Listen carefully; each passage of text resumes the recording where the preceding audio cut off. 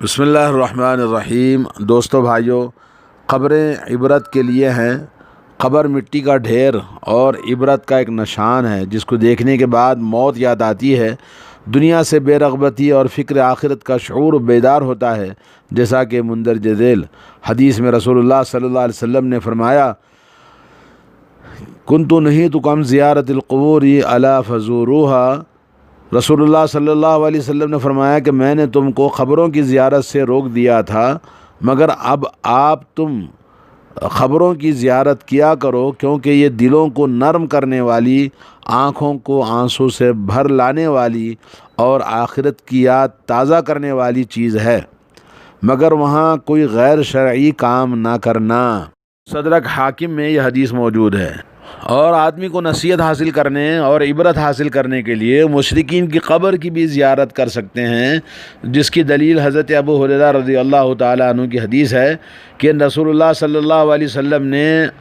اپنی ماں کی قبر کی زیارت کی اور وہاں آپ روئے، اور لوگوں نے بھی، آپ کے اطراف میں جو لوگ تھے انہوں نے بھی رویا، اور آپ صلی اللہ علیہ وسلم نے فرمایا، استاذنت ربی فی ان استغفر لہا فلم یؤذن لی۔ میں نے اللہ رب العالمین سے اپنی ماں کی مغفرت کے لیے اجازت مانگی، تو اللہ تعالیٰ نے اجازت نہیں دی کہ ان کے لیے مغفرت کی دعا کروں۔ البتہ ماں کی قبر کی زیارت کرنے کا مجھے اجازت ملی ہے، تو میں قبر کی زیارت کے لیے آیا، تو تم لوگ بھی قبرستان کی زیارت کرو، کیونکہ وہ تمہیں موت کو یاد دلاتی ہے۔ فَإِنَّهَا تُذَكِّرُكُمُ الْمَوْتَ، صحیح مسلم کی حدیث ہے۔ اس حدیث میں رسول اللہ صلی اللہ علیہ وسلم مغفرت کی دعا نہیں کر سکتے تھے اپنی ماں کے لیے، کیونکہ وہ مشرک تھی، تو مشرک کی قبر کی زیارت کرنا جائز ہے۔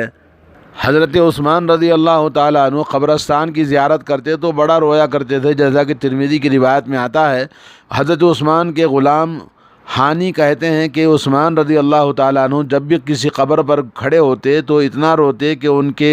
داڑھی تر ہو جاتی تھی۔ ان سے پوچھا گیا کہ جب آپ کے سامنے جنت کا اور جہنم کا تذکرہ ہوتا ہے تو آپ اشکبار نہیں ہوتے، اتنا نہیں روتے، لیکن قبر کو دیکھ کر آپ رونے کیوں لگتے ہیں؟ کہنے لگے کہ نبی کریم صلی اللہ علیہ وسلم نے ارشاد فرمایا ہے، قبر آخرت کی منزلوں میں سب سے پہلی منزل ہے، جس نے اس سے نجات پائی اس کے لیے آئندہ بھی آسانی ہوگی، اور جو یہاں نہ بچ سکا اس کے لیے بعد والی منزلیں اس سے بھی زیادہ سخت ہوتی ہیں۔ حضرت عثمان رضی اللہ تعالیٰ عنہ کہتے ہیں کہ نبی کریم صلی اللہ علیہ وسلم نے یہ بھی ارشاد فرمایا کہ میں نے قبر سے زیادہ ہولناک چیز کوئی چیز اور نہیں دیکھی، یعنی قبر کے ہولناک منظر سے بڑھ کر کوئی منظر نہیں ہے۔ تو معلوم یہ ہوا کہ قبرستان کو لوگوں نے لذت کی جگہ، فاتحہ نیاز کی جگہ، عرس میلے ٹھیلے کی جگہ، اور چرس اور گانجے کی جگہ، اور عورتوں کو اکٹھا کرنے کی جگہ اور مزے لینے کی جگہ بنا رکھی ہے۔ ہم نہاد مسلمانوں میں مزاروں، درگاہوں اور آستانوں کی زیارت کا جو چلن آج نظر آ رہا ہے، اس کا اصل مقصد قبروں کی پرستش ہے۔ قدیم مشرکین بھی اولیاء اللہ کے مقابر کو تقرب اللہ کا ذریعہ سمجھتے تھے، اور اللہ کے ان بندوں کو موت کے بعد بھی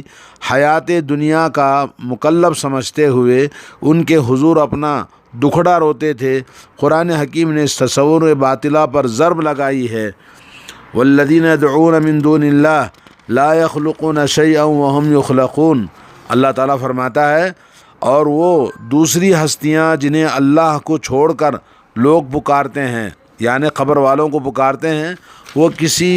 چیز کے بھی خالق نہیں ہیں، بلکہ وہ خود مخلوق ہیں، مردہ ہیں، نہ کہ زندہ، اور ان کو کچھ معلوم نہیں کہ انہیں کب دوبارہ زندہ کر کے اٹھایا جائے گا۔ سورہ نحل آیت نمبر 20 اور 21۔ اور ایک جگہ اللہ نے فرمایا، ومن اضل ممن يدعو من دون الله من لا يستجيب له الى يوم القيامة وهم عن دعائهم غافلون۔ سورۃ الاحقاف آیت نمبر 5۔ اور اس شخص سے زیادہ گمراہ کون ہو سکتا ہے کہ جو اللہ کو چھوڑ کر ان کو پکارے جو قیامت تک اس کے جواب نہیں دے سکتے، بلکہ وہ سب ان کے پکار سے غافل ہیں۔ تو بھائیوں، آج بھی اگر قبرستان جائیے تو اس عقیدے کی ترجمان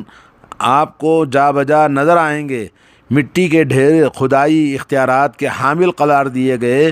ان ڈھیروں کو پختہ کیا گیا، ان پر قبے اور مزارات اور درگاہیں اور امام باڑے بنا دیے گئے، اینٹ اور پتھر سے معبود تراشیے گئے۔ ان کی زیارت کے لیے دور دور سے لوگ جوق در جوق آنے لگے، مشکل کشائی ان کو سونپ دی گئی اور ان کی بارگاہیں خدائی بارگاہیں سمجھی جانے لگی اور ان پر مناجات کیے جانے لگے، اور ان کے بارے میں بہت سارے قصے واقعات گڑھ لیے گئے جن کے بارے میں لوگوں کو سنا کر بھٹکاتے ہیں، اور منتوں کے دیپ جلے جاتے ہیں، پھولوں کی چادریں چڑھائی جاتی ہیں، ان کو غسل دیا جاتا ہے، یہاں ذکر و اذکار کے حلقے قائم ہوتے ہیں، دھیان گیان کے لیے ان کا سارا پیسہ اینٹا جاتا ہے، تزکیہ نفس کے حصول کے خاطر ان کے گرد چلہ کشی کی گئی، اور فیوز و برکات کے لیے ان کے وسیلے سمجھا جانے لگا۔ برزخی زندگی کے حالات سے آگاہی کے لیے کشف قبور کی اصطلاح گڑھ لی گئی۔ فحاشی عریانیت کے بازار گرم ہوا، ڈھولک اور تاشے پر معرفت کے میدان سر کیے جانے لگے، قوالی کے نام پر بھجن گائے گئے۔ غرض یہ کہ اصحاب قبور مر کر بھی مرے نہیں، بلکہ زندوں سے زیادہ ہوش و گوش کے مالک سمجھ لیے گئے۔ آپ ان سچائی کو اور حقیقت کو دیکھنا چاہتے ہیں تو جائیے ان درگاہوں اور مزاروں کو دیکھیں جہاں مشہور ہیں کہ وہاں پر کیسے بازار لگے ہوئے ہیں۔ دوستو بھائیو، اسلام اللہ کے نبی صلی اللہ علیہ وسلم اس دنیا میں لے کر آئے تاکہ خبر پرستی کو روکا جائے، اور امت مسلمہ کو خبر پرستی سے قرآن و سنت میں روکنے کے لیے بہت سارے دلائل موجود ہیں۔ نبی کریم صلی اللہ علیہ وسلم کا ارشاد ہے، حضرت جندب رضی اللہ تعالیٰ عنہ کہتے ہیں کہ میں نے نبی کریم صلی اللہ علیہ وسلم سے سنا ہے کہ آپ فرما رہے تھے، خبردار، تم سے پہلے لوگ انبیاء اور صالحین کی قبروں کو سجدہ گاہ بنا لیتے تھے،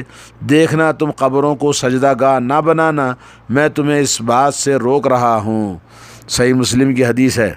اور رسول اللہ صلی اللہ علیہ وسلم نے خود اپنی قبر کے بارے میں امت کو اسی فتنے سے محفوظ رکھنے کے لیے اللہ عز و جل کی بارگاہ میں دعا فرمائی تھی۔ حضرت عطا بن یسار سے مرسل روایت ہے، رسول اللہ صلی اللہ علیہ وسلم نے ارشاد فرمایا، اے اللہ، میری قبر کو ایسا بت نہ بنانا جس کی پوجا ہونے لگے۔ اللہ تعالیٰ کا عذاب اس قوم پر بھڑکا جس نے اپنے انبیاء علیہم السلام کی قبروں کو عبادت گاہ بنا لیا۔ یہ حدیث موطا امام مالک نے روایت کی ہے۔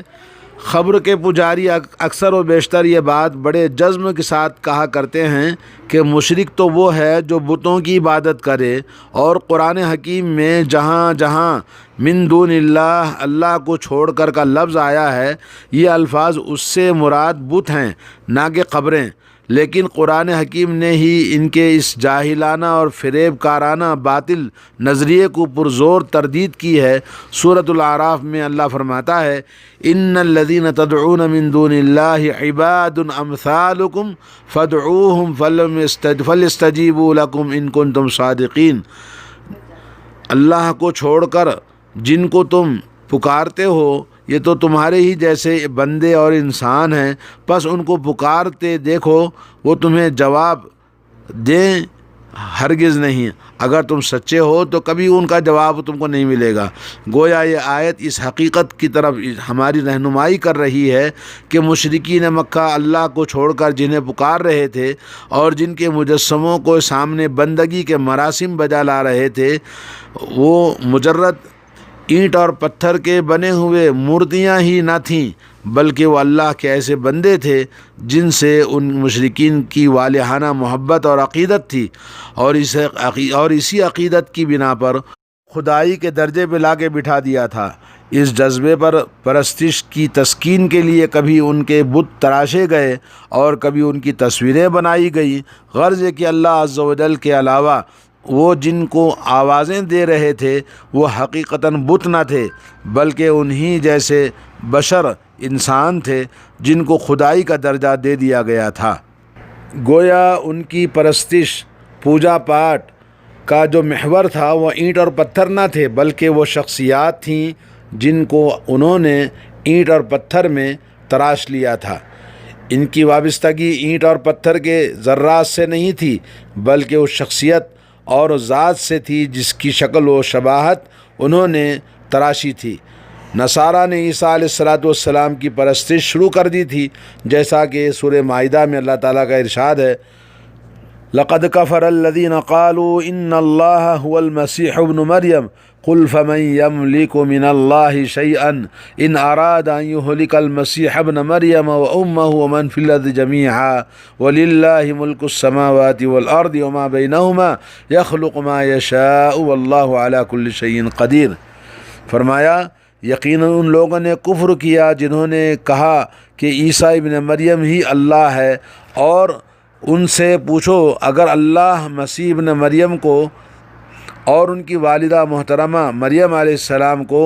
اور ان تمام زمین والوں کو ہلاک کر دینا چاہے تو بھلا کس کی مجال ہے کہ اس کو اس ارادے سے باز رکھ سکے۔ اللہ ہی کے لیے ہے آسمان و زمین اور جو کچھ ان کے درمیان ہے، سب کی بادشاہی، جو کچھ چاہتا ہے پیدا کرتا ہے، اور اللہ ہر چیز پر قادر ہے۔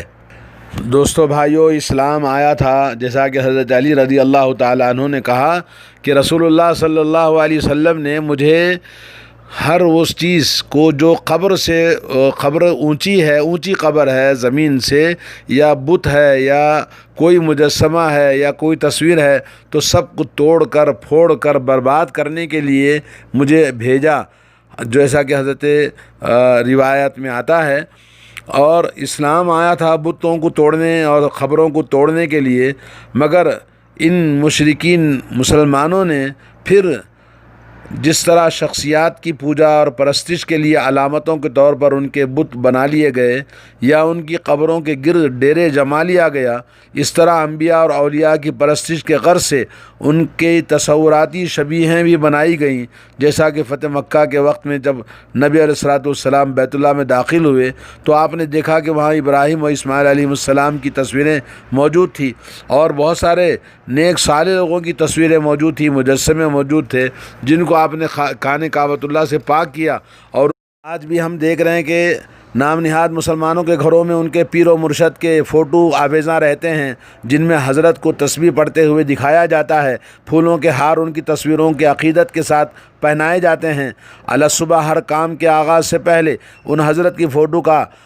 دیدار کیا جاتا ہے۔ بعض لوگ چھوٹی فوٹو بنا کر اپنی پاکٹ میں رکھتے ہیں کہ کوئی بلا اور مصیبت نہ آئے۔ آپ نے دیکھا ہوگا کہ کچھ لوگ حضرت حسین کی فوٹو بنا ڈالی اور ان کا گھوڑا بنا دیا، جس کے پرستش کی جاتی ہے، جس کو دلدل کے نام سے یاد کیا جاتا ہے۔ کسی کو شیطان نے یہ سمجھایا کہ نبی کریم صلی اللہ علیہ وسلم کی قبر پر بنا ہوا گنبد اظہار عقیدت اور محبت کے لیے جگہ جگہ اپنی بستیوں میں تعمیر کرو۔ قبر پرستی کا یہی وہ فتنہ ہے جس میں آج ہماری قوم بری طرح گرفتار ہو چکی ہے، اور میلاد النبی کے موقع پر آپ دیکھ سکتے ہیں کس طرح سے پورے ملک کے اندر قبے اور مزار اور گنبد خضرا کے بنائے جاتے ہیں، اور اس پرفتن دور میں ان فتنوں سے بچنے کی انتہائی کوشش کرنی چاہیے، دعوت توحید کا کام کرنا چاہیے، اور کوئی ایسا گوشہ نہیں چھوڑنا چاہیے جس سے قبر پرستی کی راہ نکل آئے۔ لیکن شیطان وار پر وار کرتا ہے۔ مردوں کو دفن کرنے کے لیے قبرستان موجود ہیں، لیکن اعلیٰ حضرت قسم کے لوگ جب دنیا فانی سے کوچ کر جاتے ہیں تو ان کے عام قبرستانوں میں دفن کرنے کے بجائے گھروں میں، مدرسوں میں، دارالعلوموں کے اندر اور مسجدوں کے احاطے میں دفن کرتے ہیں۔ بولے یہ سید لوگ ہیں، یہ خاص لوگ ہیں، یہ علماء ہیں، جبکہ یہ سب کا سب حرام ہے۔ اس مسجد میں نماز نہیں ہوتی جس میں قبر ہوتی ہے، کیونکہ خالق کے گھر میں مخلوق کو داخل کر دیا جائے تو وہ عبادت فاسد ہو جاتی ہے، اور نبی کریم صلی اللہ علیہ وسلم نے قبرستانوں میں عبادت کرنے سے منع فرمایا ہے۔ کہ حضرت عبداللہ بن عمر رضی اللہ تعالیٰ عنہ سے روایت ہے، نبی کریم صلی اللہ علیہ وسلم نے فرمایا کہ کچھ نماز اپنی گھروں میں پڑھ لیا کرو اور انہیں قبرستان نہ بناؤ، یعنی اس جگہ پہ نماز نہیں ہوتی جہاں قبرستان ہوتا ہے، اور جس گھر میں نماز نہیں پڑھی جاتی وہ گھر قبرستان کہا آپ نے۔ جی اس طرح سے ہمیں چاہیے کہ ہم اپنی زندگی میں توحید کو اپنائیں، توحید کی دعوت دیں، اور یہ قبر پرستی، پیر پرستی، اندھا پن جو آج ہماری امت کے اندر موجود ہے اس کو دور کرنے کے لیے ہر آدمی کوشش کرے اور توحید کا بول بالا اور توحید کی دعوت دے۔ اللہ تعالی ہم سب کو توفیق نصیب فرمائے۔ والسلام علیکم ورحمۃ اللہ وبرکاتہ۔